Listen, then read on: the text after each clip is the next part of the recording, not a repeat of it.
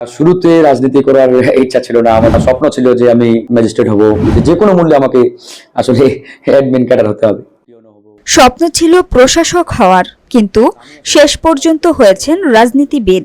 সবকিছুই মহান আল্লাহর পরিকল্পনা বলে মন্তব্য করেছেন গণ অধিকার পরিষদের সিনিয়র সহসভাপতি ফারুক হাসান। বিস্তারিত থাকছে ঠাকুরগাঁও থেকে মোহাম্মদ রানা ইসলামের প্রতিবেদনে। ঠাকুরগাঁও 2 আসনের প্রার্থী ফারুক হাসান শুক্রবার নিজ বাসভবনে সাংবাদিকদের সঙ্গে আলাপকালে বলেন, করার ইচ্ছা ছিল না। আমার ছোট থেকেই স্বপ্ন ছিল যে আমি ম্যাজিস্ট্রেট হব, টিওনো হব, ডিসি হব, মানে অ্যাডমিন ক্যাডার এক কথায়।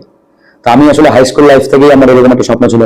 তখন থেকে আমি অনেক কষ্ট করে পড়াশোনা করেছি, অনেক হার্ড ওয়ার্কিং করেছি, স্ট্রাগল করেছি। তারপরে কলেজ লাইফে আমি চিন্তা করলাম যে না, আমাকে ঢাকা ইউনিভার্সিটিতে চান্স পেতে হবে, আমাকে অ্যাডমিন ক্যাডার হতে হবে, যে কোনো মূল্যে, এট এনি কস্ট। আমি কলেজ লাইফে মানে অনেক স্ট্রাগল করে অনেক পড়াশোনা করেছি ভালোভাবে।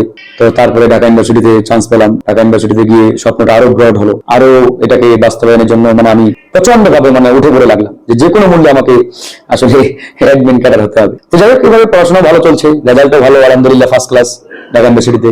তো চলতে চলতে 2018 সালে কোটা আন্দোলন শুরু হলো আমাদের। তো আসলে এই যে কোটার যে ভয়াবহতা, তখন এটা আমরা বুঝতে পারলাম।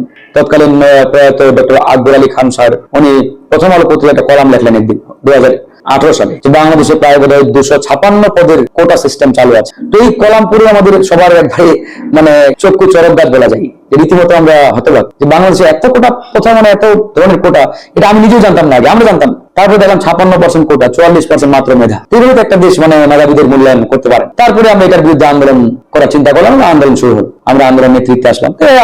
এই আন্দোলন চলতে চলতে হামলা মামলার শিকার। তারপরে আর দেখা গেছে যে আর চাকরিটাকে আমাদের হবে না, এত মামলা। তখনই আমাদের প্রত্যেকের ঘাড়ে বেড়ে আমরা যারা নেতৃত্বে ছিলাম 15-20 টাকার মামলা। তো এত মামলা থাকি তার তখন থেকে রাজনীতির মাঠে গেছে। এখন যাও, কোটা তো সংস্কার হচ্ছে, এখন রাষ্ট্রটা সংস্কার করতে হবে, দেশ নতুন করে গড়ে তুলতে হবে, ফ্যাসিবাদ মুক্ত করতে হবে।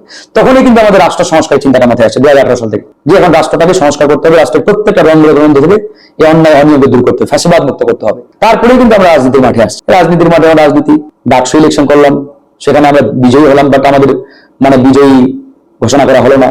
ছাত্রলীগ সবগুলো পদে বিজয় চিন্তা করলেন, আমাদেরকে 2টো পদ দেওয়া হলো, ভিপি এবং সমাজসেবা সম্পাদক। এরপরে জাতীয় রাজনীতির মাঠে, তারপরে জাতীয় রাজনীতি দীর্ঘ 5-6 বছর, নতুন দল করেছি আমরা গণ অধিকার পরিষদ। এই জার্নি দীর্ঘ। তারপরে তো 2024 সাল গণ অভ্যুত্থান হলো। গণ অভ্যুত্থানের বীজ আমি মনে করি আনুষ্ঠানিকভাবে 2024 সালে আমরা আবেদন করেছিলাম। সেখান থেকেই আসলে এই গণ অভ্যুত্থানের যাত্রা প্রাতিষ্ঠানিক ভাবে যদি বলতে পারি। তো গণ অভ্যুত্থান হলো, এই হচ্ছে আমার পারিবারিক। আসলে আমি বিবাহিত, আমার ওয়াইফও আপনার অ্যাডভোকেট।